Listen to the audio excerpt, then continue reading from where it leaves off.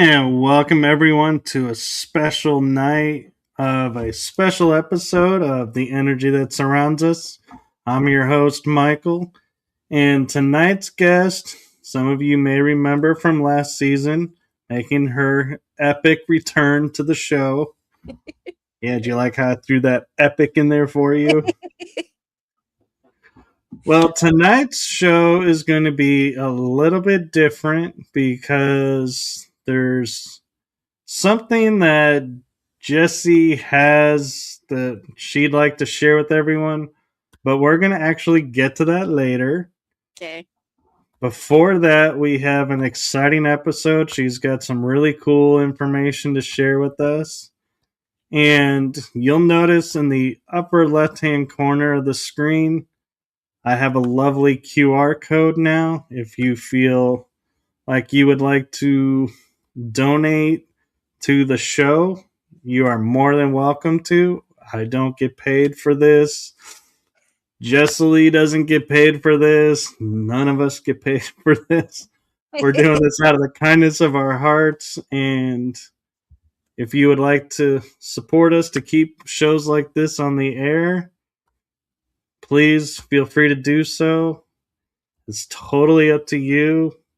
And with that being said, I am now going to turn it over to the one, the only, super paranormal extraordinaire, Jessiy Hawthorne.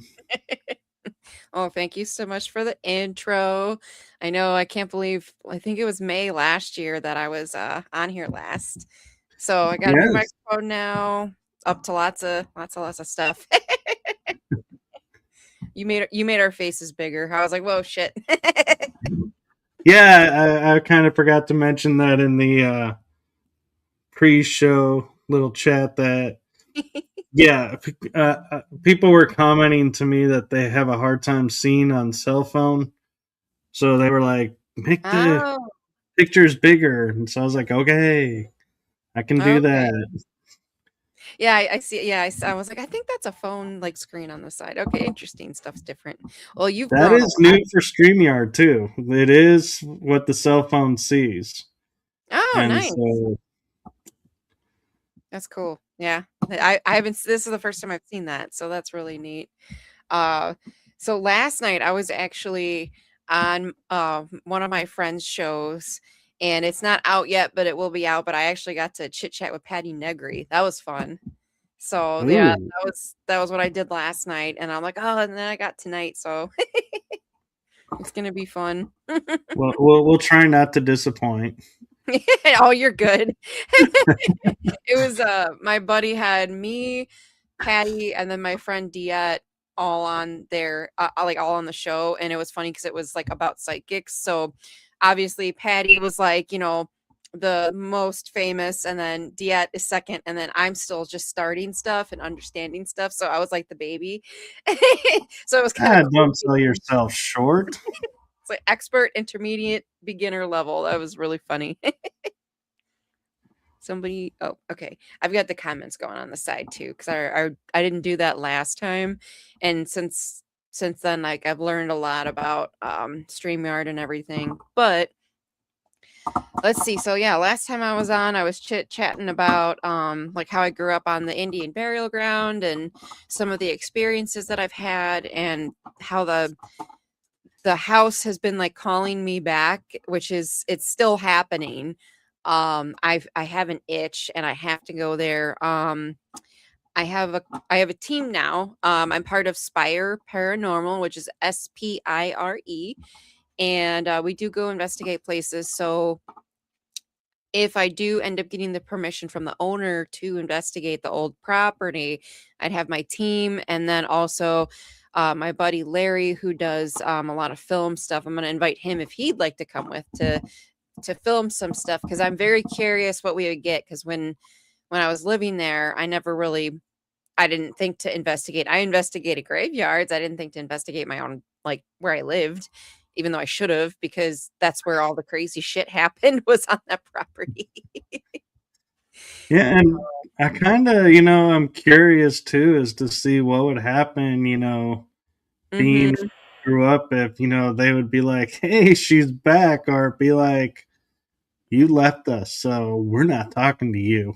I know, I'm, like, dying to know how it would be, if it would be as active as it was when I was growing up or not as active, because I still don't know, like, what's there. I just know the stuff I experienced, and I know a lot more now about the paranormal, and, like, all like, different types of investigations or investigative methods and stuff, so I wanna put everything that I've learned since I left there and to the test and go there and do, like, an Estes method or have different types of cameras and stuff and everything. That's what I would love to do. So that's hopefully in the future. I gotta talk with the owner about it, if he would be open to my team investigating the property since it's still derelict. Like there's nobody's living there. The house isn't finished still. And from what he's told me, it's all due to like citations and permits and stuff. We left there in 2013. So he's had the property for 13 years now and it's still not a livable house. Like what they did to it. So it's interesting to me. I have a theory actually about that. So when we lived there, there was a gigantic old oak tree in the front. It wasn't in the greatest shape, but we weren't going to cut it down. And then we had like these privacy bushes along each yard, and my mom planted stuff. We had our own like kind of pet cemetery back there. So we added to the land a lot. We never really took away from the land. The new owners, they cut down that old oak tree. So that was like, you might not have wanted to do that because it's an Indian burial ground, but okay. And then they tore out all the privacy bushes that we had on each side of the yard. So you can see into the backyard and the front yard now. Before you couldn't, there were bushes on each side. And then they also destroyed about a half an acre of the wooded area that was in the backyard. So like the creek all the way to the cornfield, all those trees are like gone. Same with the pet cemetery, they disturbed that. They took out the 2 apple trees that we had out front. So I'm wondering if the land and the property is like, "Pfft, you're not gonna live here." And they're having supernatural reason or like supernatural stuff's happening, and that's why they can't get these permits or the citations or whatever it is they need for like construction stuff to continue construction. That's my theory. I would love to go there and ask that. Oh, it makes sense to me, especially if they didn't ask permission, because Mhm. that's something people don't think about is, you know, there's more than one dimension or Yeah. reality in one space. So you mess with one, you mess with them all.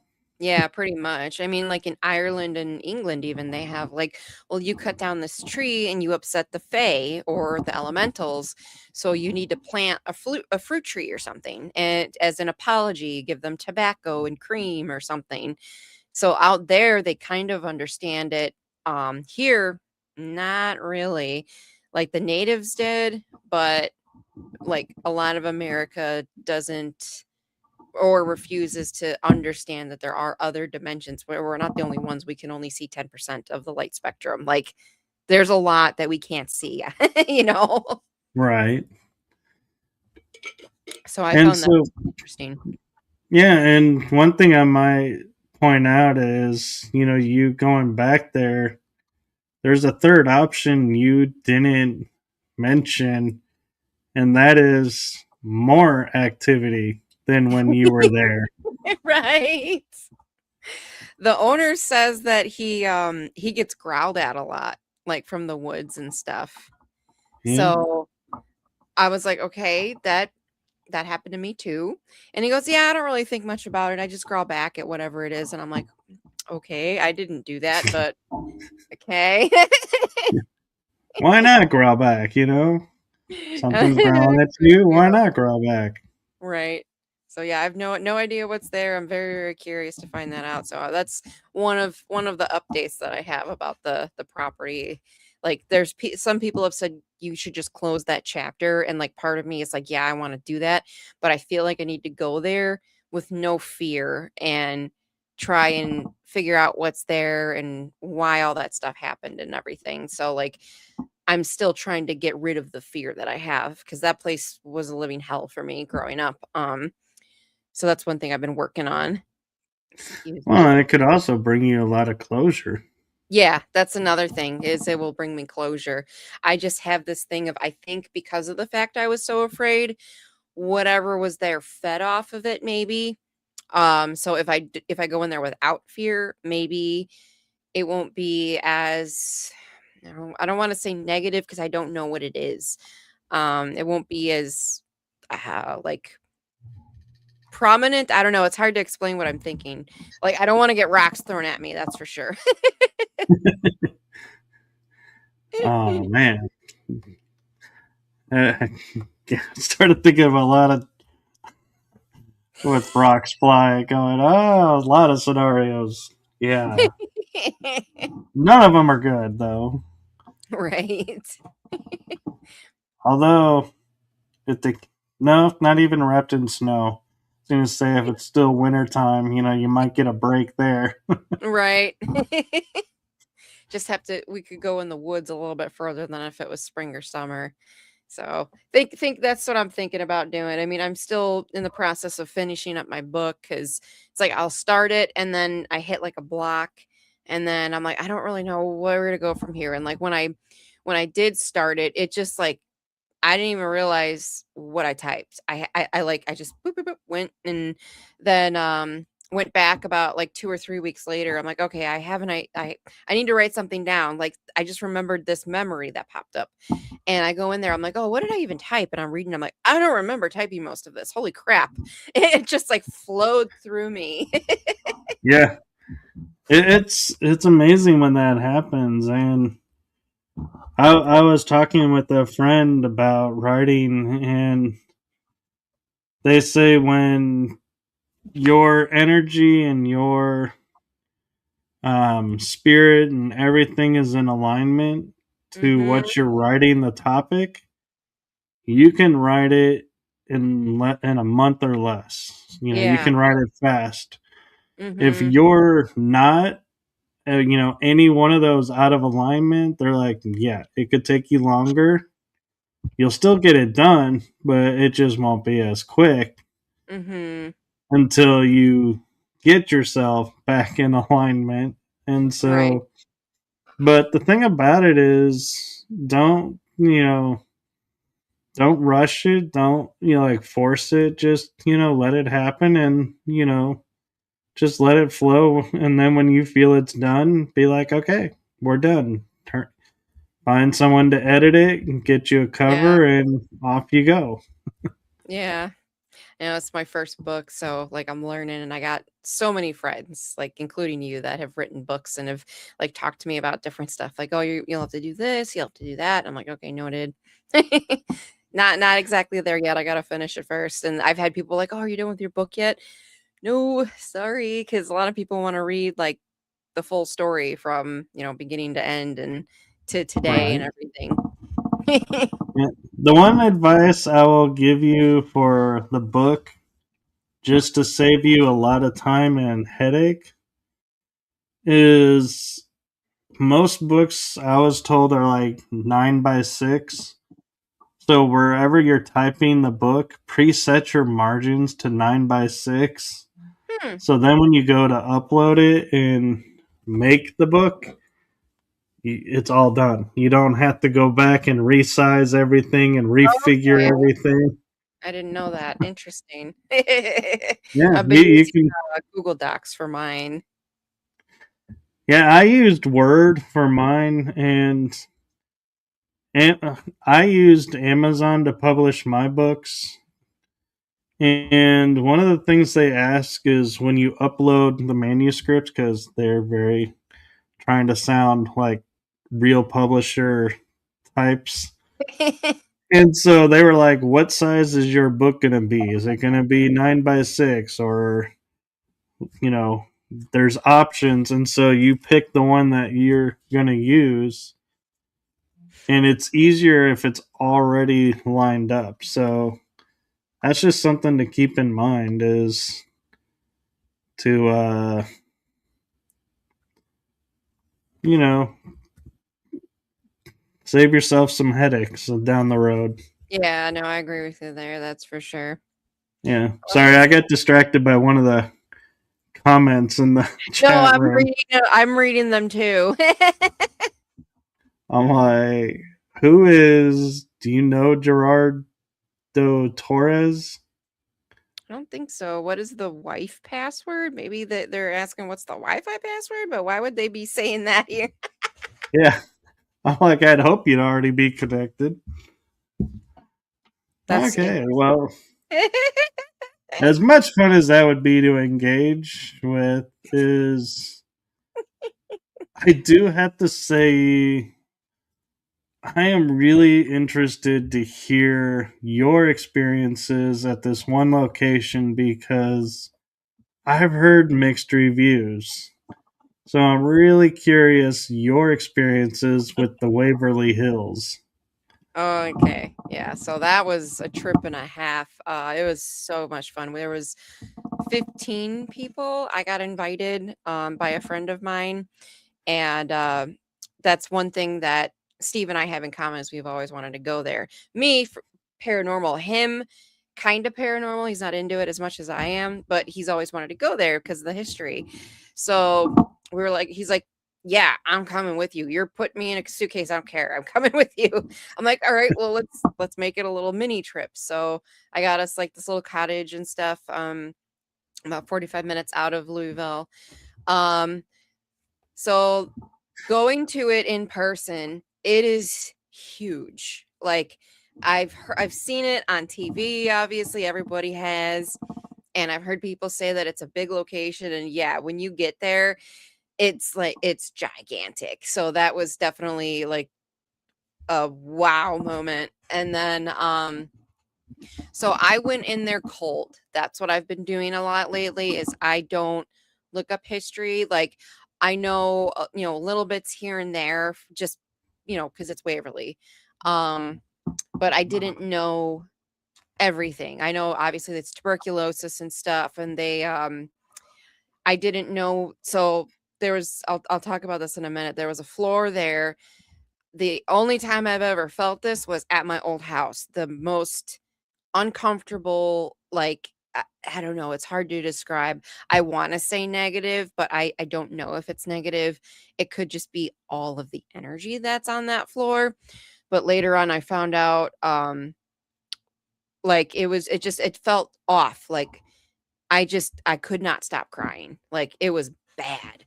So, we walked in, we did, like, a mini tour, kind of, like, during the daylight so we could kinda see where we were going.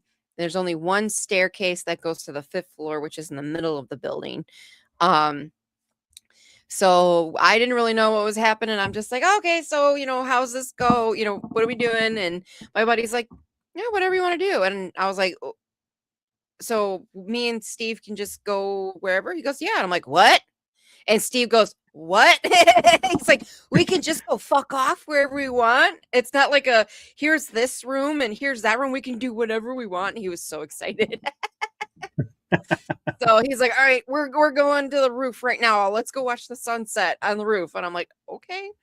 So that's where we went first. So we went up to the 5th floor and went to the one of the sides of the roof where you could actually see like you can see like the hills and stuff. It's really, really pretty. So watch the That's sunset on actually the 5th floor. genius. What's up? I said, that's actually genius. I would never think to go to a location and say, let's go on the roof. I think that was his way of saying like, let's do something cute. Yeah? Because he wanted to watch the sunset with me, like on the roof of Waverly, because you can see miles. So we did that, and then we were like, all right, well, we can look around up here on the 5th floor.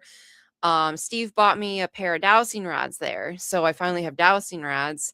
So I was getting the hang of those. And from what I've been hearing from a lot of my friends and fellow investigators, I get some of the best dowsing rod answers that they've ever seen. And so it's like they're connected to me. So I've been using those a lot. Like even at home I use them. So where did we go after the roof? I think we went back. We checked out 502, which is um I didn't know this at the time. I felt a woman, and I felt she was in like some type of pain, and that she definitely died in that room. And it turns out, oh, there was a nurse that either A, homicide, or B, she killed herself. And that's still up in the air because nobody knows, investigators have gotten both stories. And then I was also picking up like somebody being pushed off the roof. Like I was picking all of this up on the fifth floor, and I'm like, interesting. And then so we tried to connect with her, didn't really get much. And then we went down. Steve wanted to go to, was it the death shoot next? I can't remember which were. So I know when we went to the death shoot, we didn't get anything. I've heard how horrible that place is, like the body shoot. And I still have some back issues, but back in June when we went, like I was in a lot of pain. So I had pain patches on and everything. I'm like, oh, I'm not walking down this, because again, TV, you see it, you don't realize how steep it is until you are right next to it. It's like 45-degree angle. It's very steep. So I told him, I'm like, I'll go maybe halfway down. I'm not going all the way down. And he's like, oh, I will. I want to do it by myself. I'm like, okay. So he walked all the way down to the bottom, and I was like, he goes, babe, we should turn our flashlights off. And it echoed really loud. So I'm like, okay. So we turned our flashlights off, and he's down there giggling like an idiot. And then I heard it was raining and stuff. So I heard two wet footsteps behind me. So I was like, really? And I turned my flashlight on and I look, of course, nobody's there. And I was like, okay, hi. Like, I don't feel anything negative. So, just please no touching. If you want to try to communicate, we can do that. Just don't touch me, please. And I kept hearing footsteps on the concrete around me. So I'm just like, I'm going to go back up. So I was like, babe, I'm going to go sit in the chair that's at the top of the chute. He's like, okay. So I sat there for a little bit while he walked up, and he was taking pictures and video and stuff. There's a video that he was going to try to take a picture. So like he, it was accidentally on like looking at him mode on his phone. And he goes, oh, God damn it. And then you hear like a scream in the background.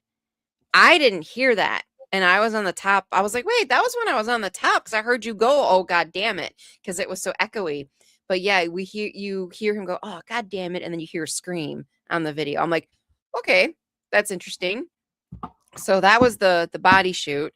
And then we decided to go to the fourth floor, which the only thing I knew about that floor was I was told to be careful and that shadows are seen a lot on the fourth floor.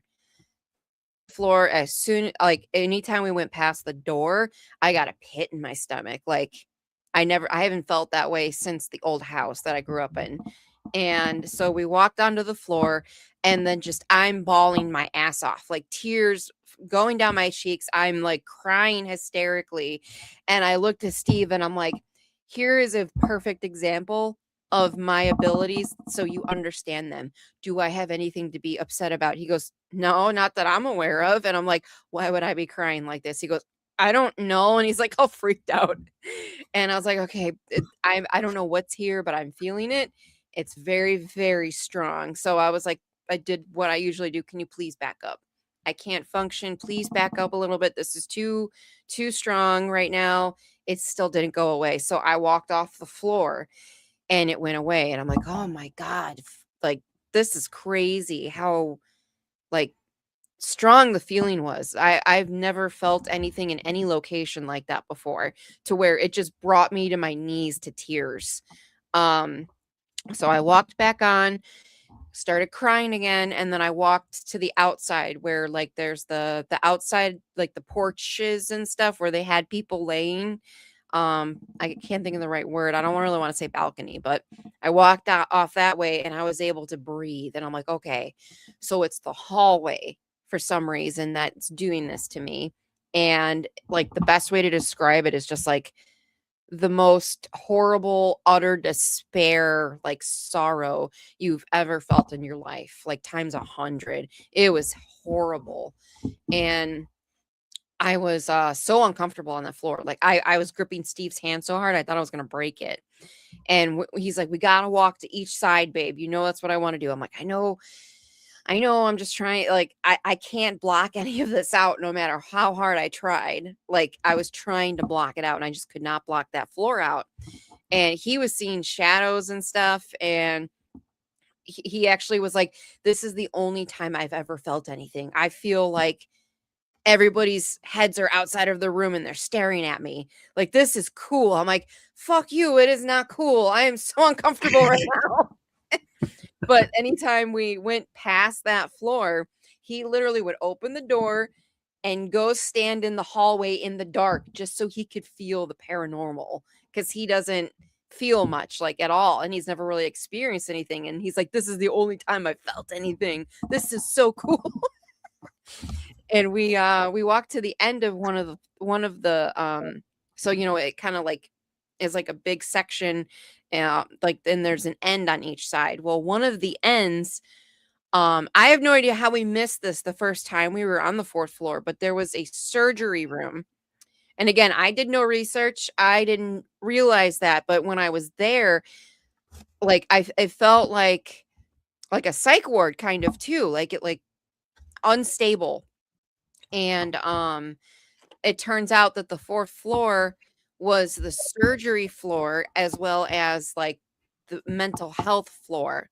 And I was like, "Oh, I didn't know that. That explains why the energy was so chaotic and so thick on that floor, because people were waiting to get their lungs taken out or their ribs broken or God knows what else they did for the tuberculosis." Um so that would explain like why there was such strong despair there, because people were like, "Oh, I'm gonna die," and they were on that floor. At least that's what I feel. So after the fourth floor, we went on the third floor or the second floor. I think it was the second floor.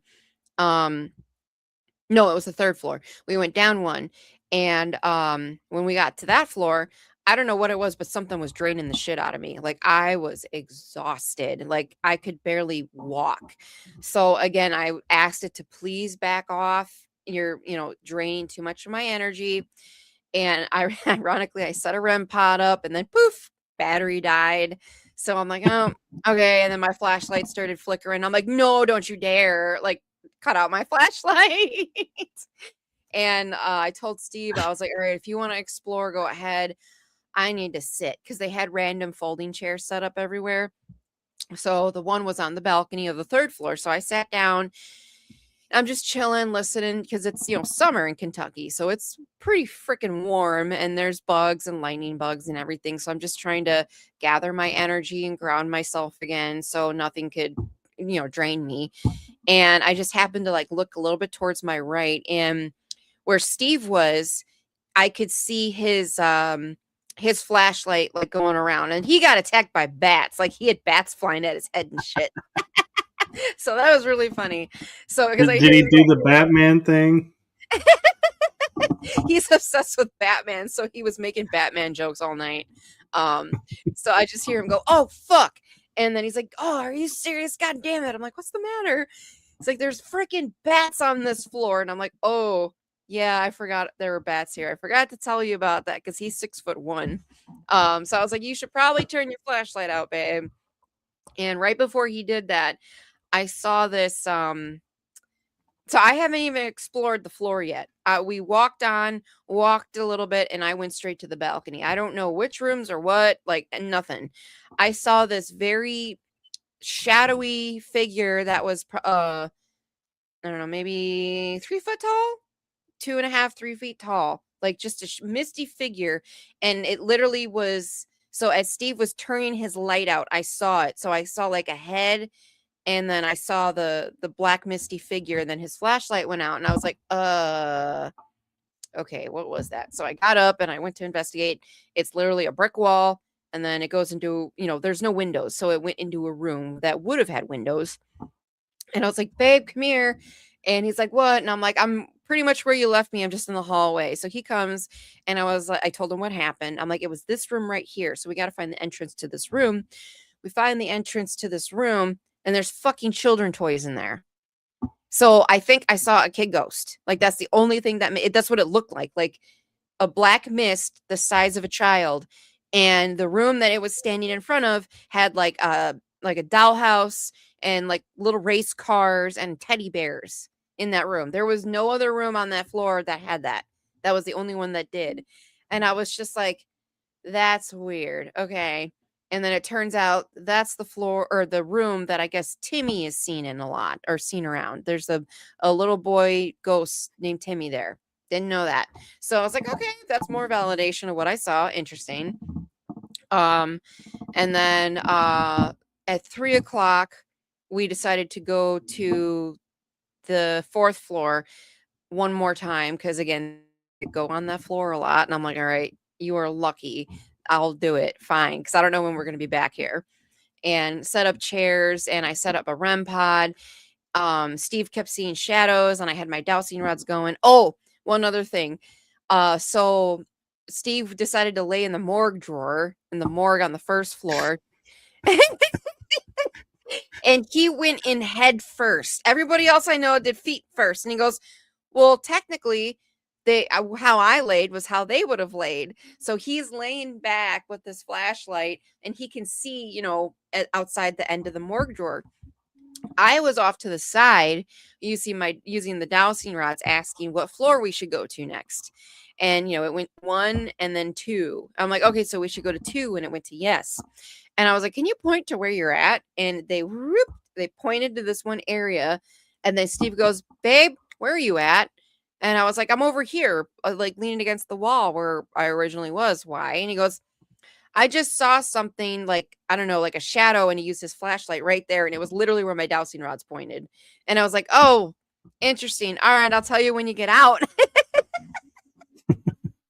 So I told him, and he was like, I don't know, maybe I'm just tired. I'm like, no, I think you saw a shadow figure or something, because my dowsing rods literally pointed right before you used your flashlight to show me where you saw something. So that was definitely funny. And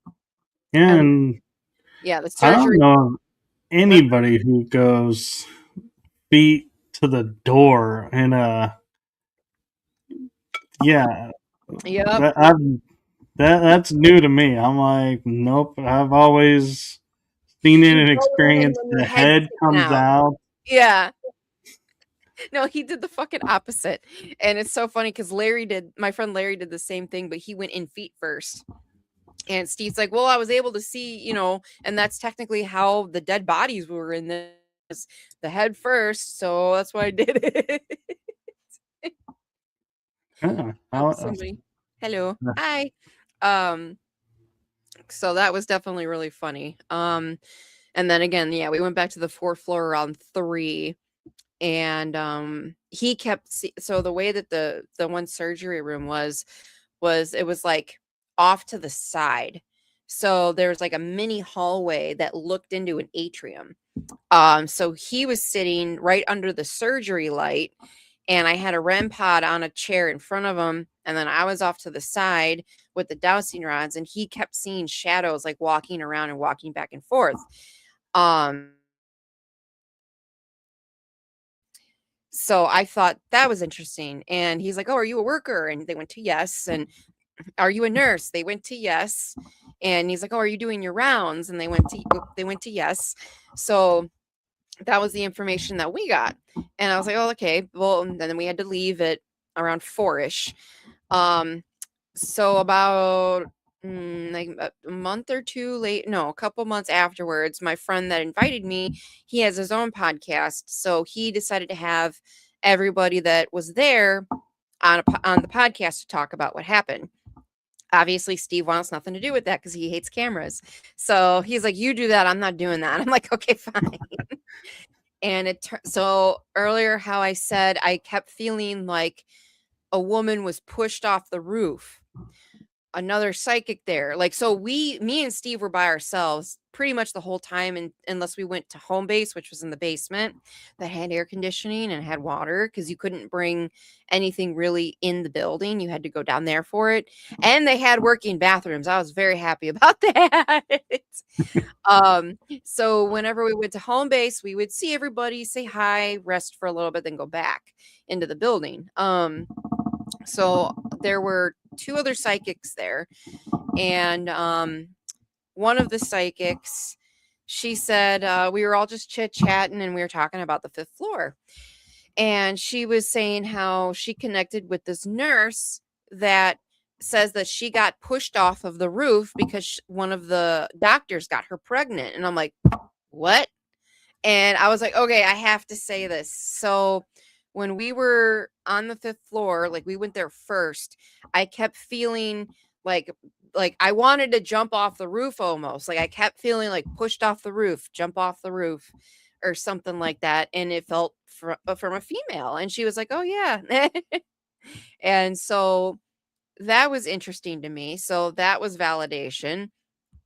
And then when I think it was one of the other psychics was talking about, they were trying to communicate on the 4th floor by the surgery room, and they kept picking up a nurse that was doing her rounds in the atrium outside of the surgery room. And I was like, that's what I picked up.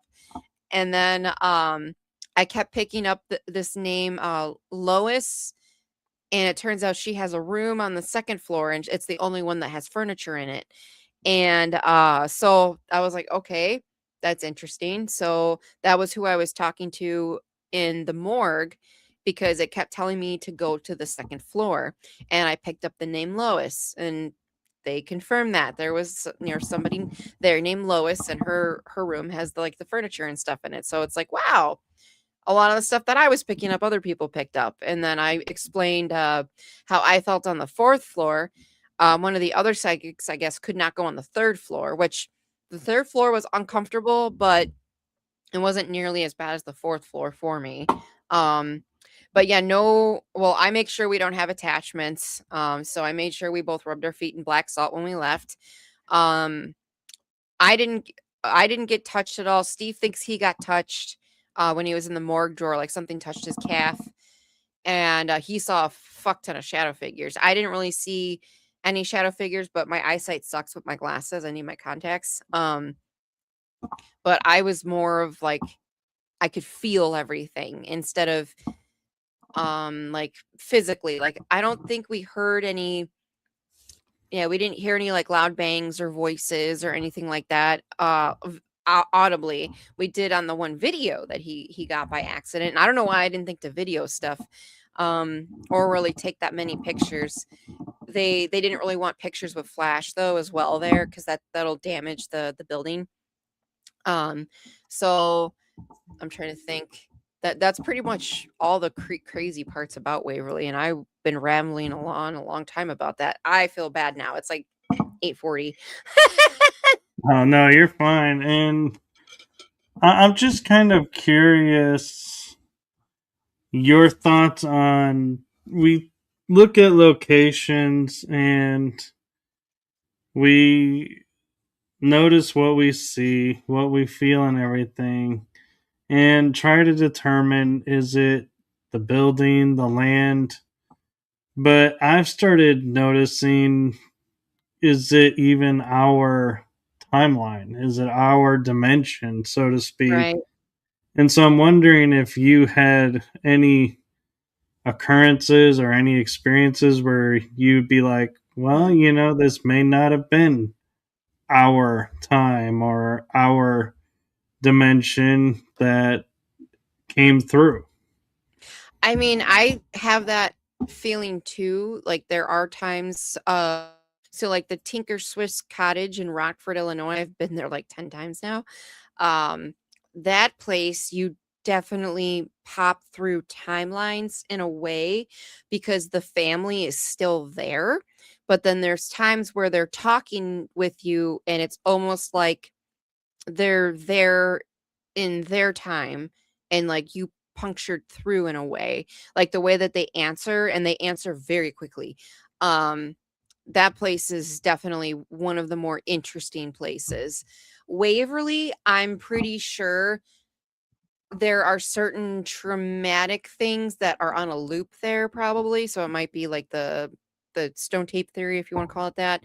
Or maybe like the nurse that's doing the rounds. Steve kept seeing a shadow, like walking back and forth, like doing rounds. So maybe we were seeing that timeline, and she's not dead, because technically nobody that we contacted said they were dead, actually, now that I think about it.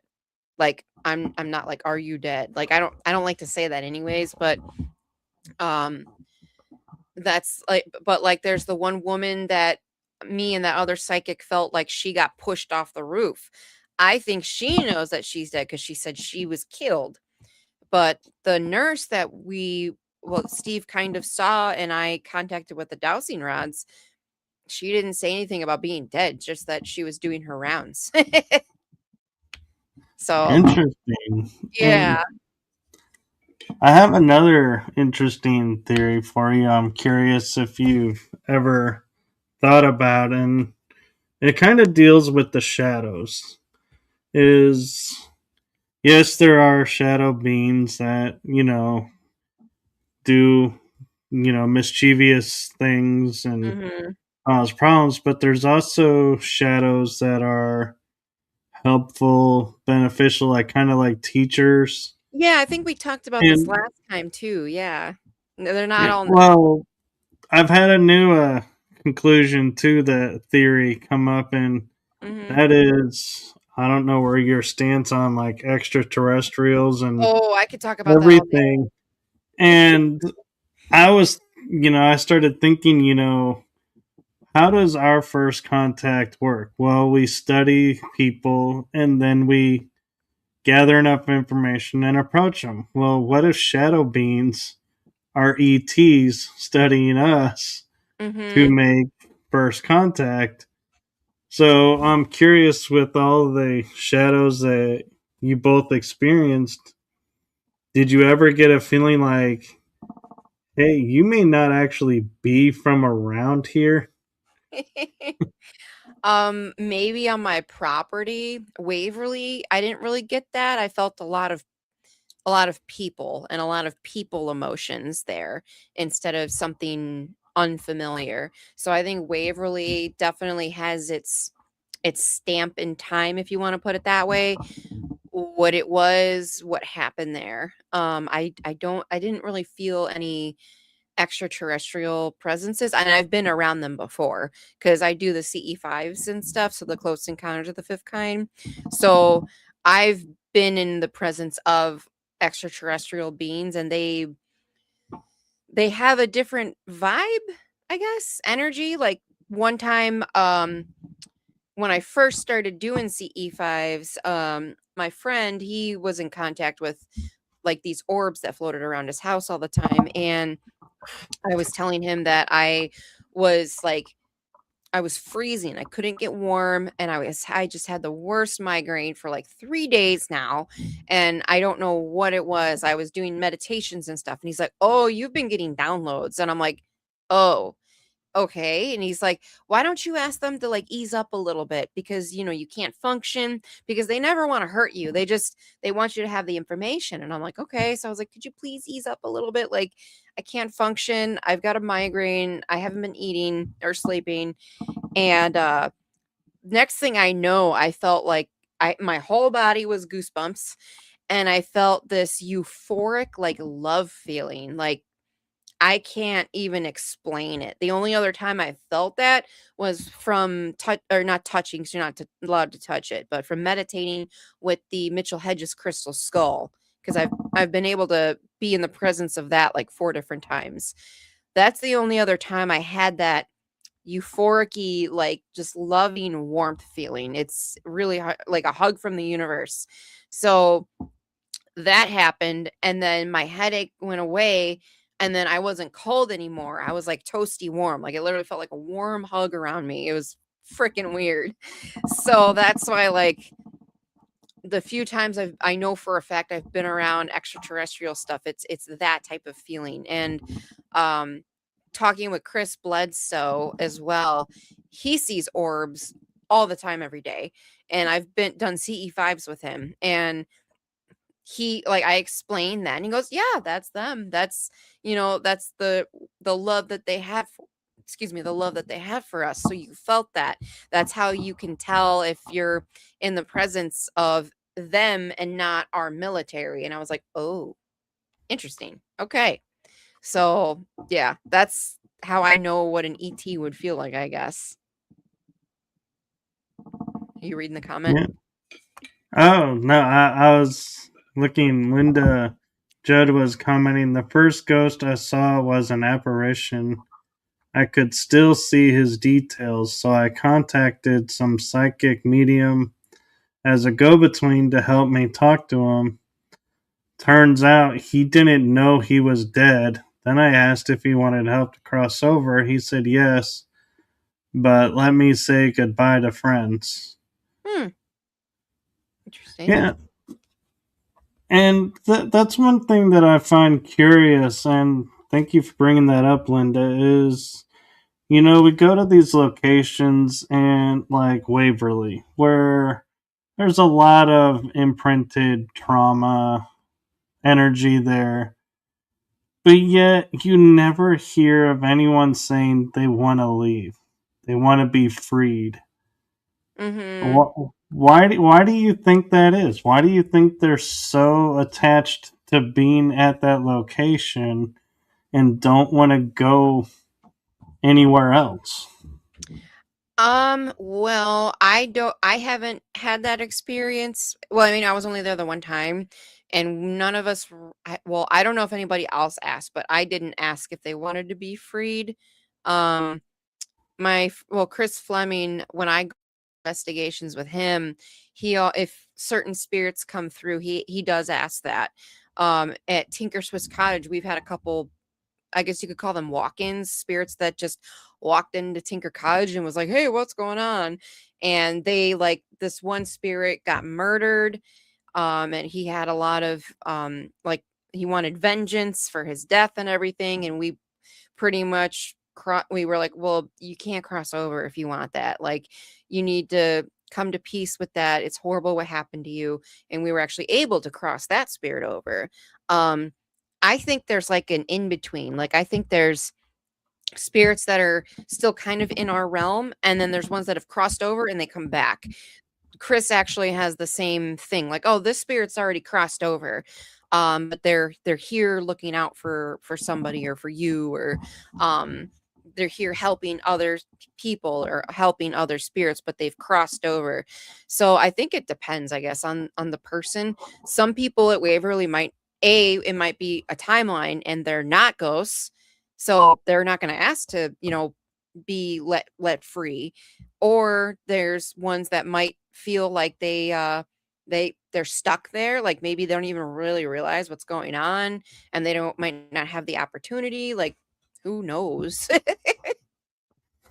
Yeah, I just think it's kind of interesting because Yeah. all these places people go to, they're like, "Oh, we crossed this person or we helped this person," but you never really hear that from Waverly. Interesting.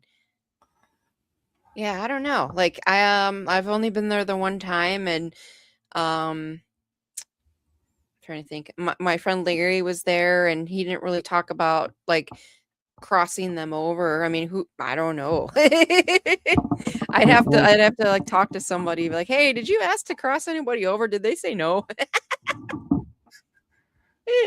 Yeah, and I mean, we have to be careful doing that too Oh yeah. because it's, you want to make sure they go to the right place, and I'm not talking heaven versus hell. Yeah, I'm just the right mean, dimension. yeah, they're going back to their source and not getting going back to another dimension and going, Mhm. well, what do I do now? Right. I don't even know where I am. Well, before the time runs out, I'm gonna talk about the thing with my ma real quick, if that's cool. Yeah, go ahead. Okay, so I asked Michael if this was okay. He said yes. So on January 24th, I live in Illinois, and that was the -40-degree day that we had here. My mom and my stepdad had a really bad house fire that destroyed the house that they were living in. They're both on disability, so they have like no income and they don't have like a savings account or anything. They're okay. And the animals that my mom works at a shelter and she looks after animals and stuff. All the animals are okay. I gave Michael a link for the GoFundMe and I've got pictures and stuff of the, I guess you could say, disaster. So I'm asking if anybody's able to. Every little bit helps. I do have a goal so they're able to stay like in the temporary house that they're at until insurance actually picks up their feet and does something, because I'm sure everybody knows insurance is a scam and they don't really care. Um, so the little bit that I've been able to get from friends and people I know has helped them get new clothes and food and stuff, because like anything cloth is gone like from the house. A lot of the appliances are going to be trashed from what I understand too from my mom. um and then I also have like Venmo. I've had people send me stuff via Venmo or Cash App or PayPal, because GoFundMe does take fees. I found that out. My Venmo is Jessiy H. So how I spell my name, JESSIYH. I believe that's my Cash App too. And then I think anything PayPal related, you might have to search for my name, or Zelle as well. If anybody wants to do that, you can find me on Facebook by Jessiy Hawthorne. I think I've got a picture of me playing a bass right now. I don't have the cool background right now. If you want to talk to me through Facebook, don't contact Michael. He's not my agent. So any help would be greatly appreciated. I do know a lot of people, and I wanted to try and help out some really caring people that pretty much have done nothing but good for their whole lives. Like my mom's one of the kindest person or people that I've ever met. All she does is volunteer and take care of animals, whether it be ones she helps outside that she finds, or she fosters animals to get them back into a healthy home. So any help would be appreciated. She actually told me, nobody knows about us, Jess. Nobody cares about us, so nobody's going to help us. So I'm trying to prove her wrong and say that they do matter, just like everybody matters. Everybody matters. Everybody has their own purpose and everything in life, and nobody should feel isolated and like they don't matter. So anything would be appreciated, and I appreciate it so much. So Jessiy Hawthorne on Facebook, if you want to message me and ask for any more information, and then he's got the GoFundMe link on the bottom of the screen. So thank you guys so much. I appreciate it. Yes, and make sure when you look up her name, because she and I had a lot of back and forth on this. It's spelled Jessiy. Yep. Oh god, I gotta be the weirdo. I can't help it. No, she's talking about me being an agent in full transparency, because I was like, yeah, people have a tendency to come to me to get a hold of my guests, and I'm like, with everything going on, I'm like, if you really want help, just put your information out there, and, Right. don't make me the middleman. And so that's where that little fun comes from. And Linda Judd is saying the spirits, those ghosts that crossed over and came back, are safer to be around because they relearned how to get energy from Earth. Yep. Ghosts take their energy from live beings. Yep. I agree with that. And then she says, learning self love is so important. No, Yes, it it is. is. It is. I learned that the hard way. So I do love myself, and some people like they don't understand how a lot of I mean, I'm sure everybody gets attacked, and there is, I think we talked about it before, the paranormal drama, and I don't let any of that crap bother me. I'm just like, just keep me out of it. I don't care. Like, I'm me. I like who I am as a person. You don't, I'm sorry you don't. That's not my problem. Yeah. I'm wondering too with your home, your that you grew up with. Hmm. You say the woods got chopped down, like half of it. I Yeah. remember in our episode you were talking about there was a spot in the woods that you went to where you saw like a ritual taking place and then Oh, that was the left. cemetery that was a little bit down the road from my house.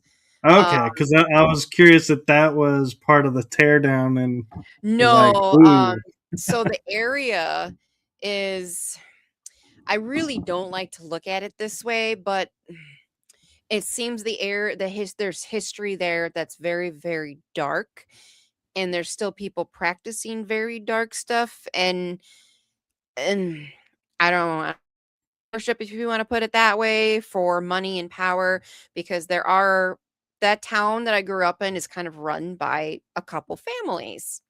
And if you don't have that last name, you get ostracized. I didn't have that last name, and these people have mansions and property and cars and horses and all of this. And one of the times that I did see a ritual going around, like, I don't know, in the field, because we were just driving around at nighttime, country, bored.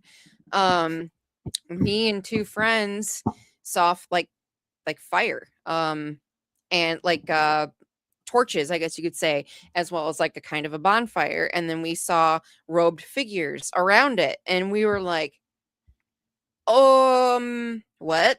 Like this? No, that's TV. That's movie shit. That's not real. Like, nobody does that. Like, what the hell? And then, because we were in a car, I'm sure they heard the car on the gravel. Three of them turned around and started walking towards us. And my friend that was, driving was like, fuck this. And he hit the gas. I was in the back seat, and I flew back, and we were just driving around talking about it. Like, what was that? What did we accidentally like stumble into? To this day, I still don't know. And then there's the cemetery that's um literally the same distance. So from my house and my property, one way is where we saw the ritual, and the opposite direction is where the cemetery was, that had the disturbed graves, as well as the pentagram that was made out of gravestones, and then like an altar made out of gravestones with candle wax on it. And that's where me and some friends went just to check it out. And all of us almost died within 2 weeks. I talked about that last time. right. So yeah, it's interesting to me how there were these we got a map, and we put like little pins on these points of where all this weird shit happened or stuff we saw, and it literally formed a pentagram, and my house was in the middle. So the Indian burial ground was in the middle, and then all the weird shit was little points outside of it. That was, oh god, when was that? That was like 2006 or 7, I think. So it was still it was when I was still living there with my mom. So that was definitely interesting finding that out. Yeah, and you mentioned now that you have Spire, and Yes. so tell us about it. So it's the team I'm a part of. My friend Ed Levin, he's the lead investigator. Um, I met them a little bit over 2 years ago at one of the first expos that I did, and we all became friends. And then we just were at the same investigations a lot. So I joined the team last year, and let's see, one of the actually, there was an investigation this past Saturday. I unfortunately couldn't make it. My We had to put my fiance's cat to sleep on Saturday. Oh, So I'm sorry. yeah, thanks. So I wasn't gonna be a dick and be like, bye, I'm going on an investigation. So I was like, guys, I can't make it. And they're like, okay, we'll live later. So they do Facebook lives. And I joined, and I was picking up information through the freaking phone, which was cool. Like, they were, going around in the basement, and there was this one tiny room that had a chair, and like, I don't know, I got like tall, angry man. So I was like, guys, there's like a tall, angry man in there or something. And this was before they even, like, they didn't say anything. I just joined the live and I'm giving them the information that I'm seeing. And then they went panned around and there was this dark corner. I'm like, I think there's a little girl back there. And sure enough, Mike, who also is a psychic, he was on the live. He goes, there's a little girl back there. And then when they went upstairs, because it was a bar and grill, they were panning around the bar, and there was the bar and then the stools, and then on the wall there was all those like stupid like slot machines or whatever, the games, video games or whatever it is that they have in bars now. Right. So I saw that, but I didn't see it. I visually saw it, but in my head this image popped up of like girls in flapper outfits, guys with the fedoras, like 1920s type of shit, just like popped into my head real quick. And so I was like, okay, I don't know why, but when you were panning around, I saw like an image of 1920s like flapper dresses, the music and like prohibition type of stuff era. And sure enough, that was accurate. That place was open then. So more than likely they were a part of all of that. So I was like, holy crap, that's cool. So I'm doing like the psychic shit like through live, which I haven't really been able to do that much. I had a one-on-one with Chris Fleming in early January. And so he was, well, for one, he was giving me shit. He's like, you don't need my help, Jess. Like, what the hell? I was like, I don't know. Like, I wanted to try. And he's like, no, you're good. You don't need my help. And he was telling me one of the things I should do is like set intentions and everything. Like, I want to communicate with positive beings. Whoever's here, please come and communicate with me. So I was itching for an investigation. So I was like, yay, I'm going on one. And then I couldn't go. So I was like, all right, I'll try the live. And that still worked. So I thought that was really cool. Yeah. We also investigated a different bar in December. They don't want their name out there, so I can't really say. So undisclosed location, and we got some cool evidence. We actually have so we had like apps going on the phone. I know a lot of people are skeptical about that, and I am too. But it was just interesting because we had static cameras set up and some of the apps going through speakers. And when we were going through the evidence, like Ed would ask a question like, oh, are you Johnny James or whatever? He would say, are you so and so? And then you hear yes as an EVP from the camera, and then the app said the same thing. That happened on 4 different occasions. I think another question was like, were you whacked? Because there was mob stuff that went on there, and it said we heard yes on the camera and then yes on one of the phone apps. So that was kind of interesting.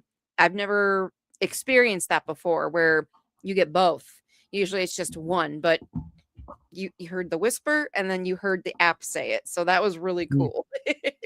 So Yeah, it's kind of funny when you were talking about the first bar when you first started describing it. I heard a voice in my head go "speakeasy," and oh, then you cool. said, "Oh, that they were in during," and I was like, "Oh yeah, that's a Yep. speakeasy."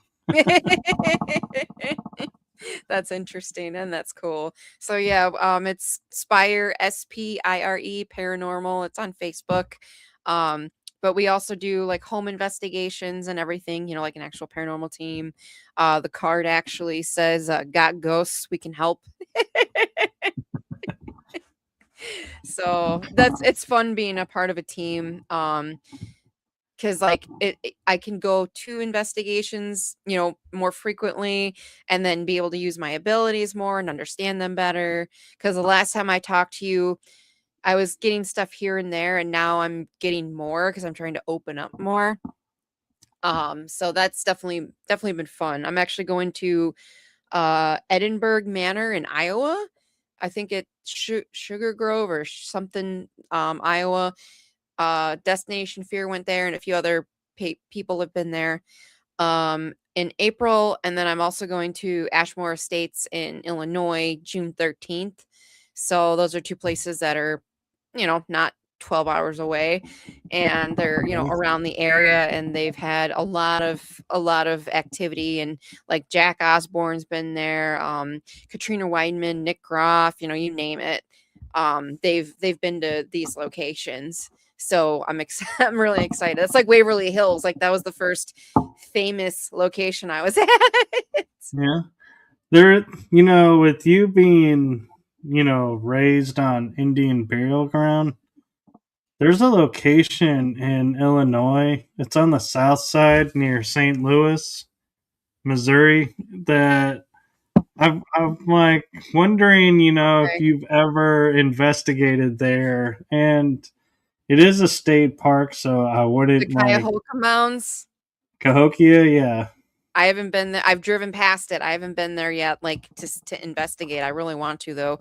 Um, when we go to Ashmore, actually, there's I think the biggest cemetery or the oldest cemetery in Illinois is in Decatur, which is technically on our way home from Ashmore. So Steve's dying to stop there. Like this past year, he wanted to go graveyarding a lot. So we went to Graceland Cemetery for the first time, which is a famous Chicago cemetery, and Rose Hill, which is another famous Chicago cemetery. So we went to both. And then we found out his aunt is actually buried at Graceland. So we actually listened to my dowsing rods on where her grave was, because the information that he got was incorrect. We're like, well, it's supposed to be here and it's not. And I'm like, let me try the dowsing rod. So I pull them out and they were pointing to where we needed to go. So that was really neat. It's it's kind of funny you'd say that, having that trouble is Bonnie Parker is buried in Dallas near where I live, Mhm. and we were going, and there's like no real guidance or anything, and I was like, oh well, everything says it's over here Mhm. by this landmark. And I asked this one groundskeeper, and I was like, he goes, yeah. He gets in his truck and actually drives the cemetery, and I follow him to the location. He's like, it's right there. And I was like, oh, okay. And so then there's Bonnie and her mom, and they were supposedly last year going to move Bonnie to be with Clyde because he's in another cemetery, but I don't know that ever went through, and I question if that's even possible at this point. I mean, when you think about they were buried in the 30s, Mhm. the 1930s, it's almost 2030. So that's 100 years. Yeah. I don't think that they would have been put in like ultra fancy coffins. And so I'm like Yeah. imagining, if you dug it up, would there one even be a coffin, and two, would there even really be a body, because everything dissolves and Yeah. returns back? And so I'm like, would it be just, you symbolically say, hey, we dug you up and now we're putting you over here even though there's nothing to put over there? Right. That's something Steve and I have talked about before too, actually. Yeah, and Linda actually has a question for Yeah, you. I see that. Yeah. Um, actually, I don't. I've never had my name called, but I also haven't used anything like speaker wise, spirit box or anything, and I've never heard it like audibly, and I've never heard it like psychically in my head. So I've never really had my name called when I go to cemeteries, but it's also more relatively new that we're doing that. We only did it a couple times towards the end of the year last year. So technically, I've only been graveyarding 4 times last year. So, but we've always wanted to do it. We just never had the time. And oh yeah, I didn't even get a chance to tell you this. I got laid off in October, the day before Halloween. So I'm looking for work right now, and he's working his job. And before, we had no days off together. Now we do. So when it was nice out, that's when we were, going graveyarding and stuff. Nothing says loving like graveyarding. Right.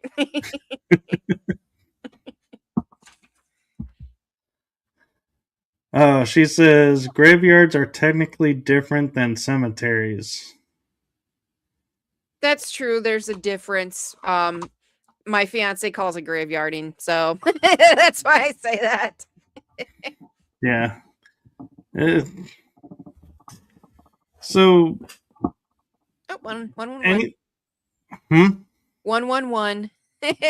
111. The live, it says 111. An Oh, hour and 11 minutes. I was like, you threw me off because I was thinking, wait, what angel number 111? Where are we seeing that?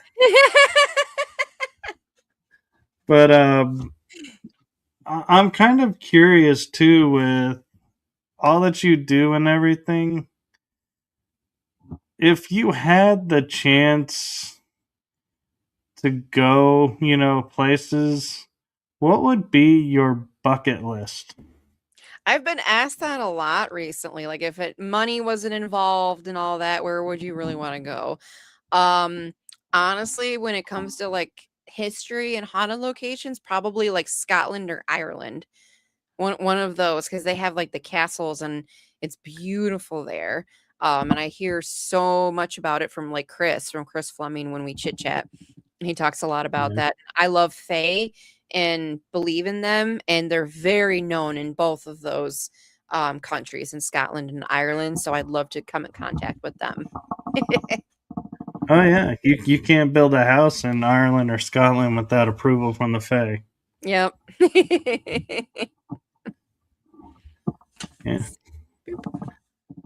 very cool. So, do you have any advice or any message or anything that you want to share with the audience?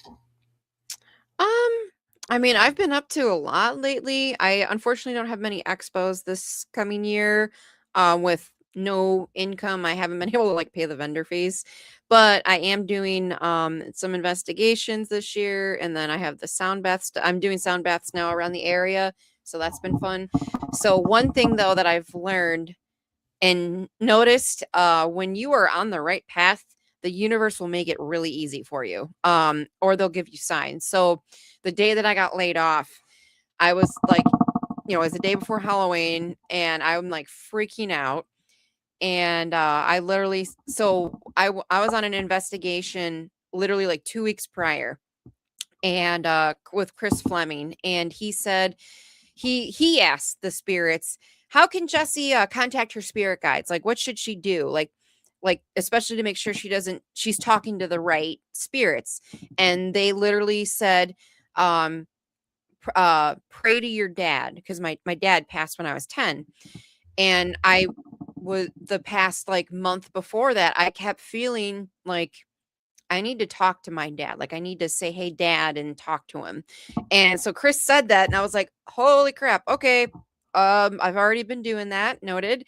So when I got laid off, I'm walking out to my car, and I literally said, Dad, can you please show me signs that everything's going to be okay and that things are going like how they should be going? Can you show me angel numbers so I know that things are okay and that I'm headed down the right path?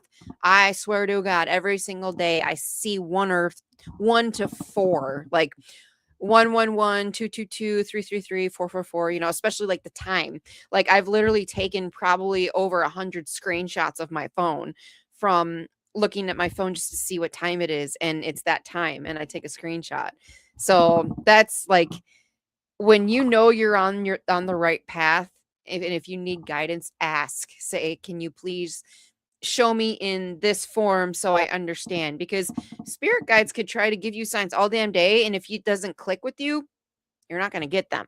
So you need to be specific. Like, I need this to know I'm on the right path, and that's what I did, and that's what I got, and I'm still getting. Yeah, I mean, look at you just pointed out 111. Yep, I just happened to look over. Very cool. Well, before we wrap up and say goodnight, on this special episode. There is something new that I do on the shows. And before I do that, Linda says, I ask see your that dad if he wants to help with your ghost investigations. he Nice has. connector. He's come through before. And we have a phrase or two words, let's put it that way, that I hear or I listen for to know it's him. So he knows. So he's telling me, "Hey, it's me. I'm here." So I've been able to do that twice now. So that's been fun. Very cool. All right. Well, I have a message for you. Ooh. From my heart and the heart of my show, thank you for what you're doing for humanity and everything. It Aw. is seen, heard, and felt. It's appreciated. So thank you. Thank you. I appreciate that. That's nice. And you were the first person to do something like that. So you get props for that. Oh, I started it, I think, like mid season last year, and Mhm. it kind of just stuck. And Yeah. uh, I like it. It's kind of nice. It's, And you you never know, know, that could always brighten somebody's day too. Like, my mom always taught me, always be kind. You never know what somebody's going through. And even just telling somebody that they look nice can make someone's day. yeah. It was And nice there to meet you you, go. Linda. Well, thank you. Thank you for sharing with us and updating us. And ironically, I'm going to say thank you for going to the episode to see what was we shared and what we wanted to share but didn't get to, so we could get to it tonight. So, and we managed to get to all of our topics tonight. Mhm. So, thank you for that. And Yeah, thank you for reaching out and asking to come back on again. And keeping in touch. So thank you for of that. course. Yeah, I'm always open to come back on and everything. I like to talk and I like to share experiences and show people that, it's okay. Nobody's alone in this and we're all together. And as long as we love each other, that's what matters. Exactly. Couldn't say it better myself. And with that, I think that's a good out point. And so we will say good night to everybody. Night, everybody. Tomorrow,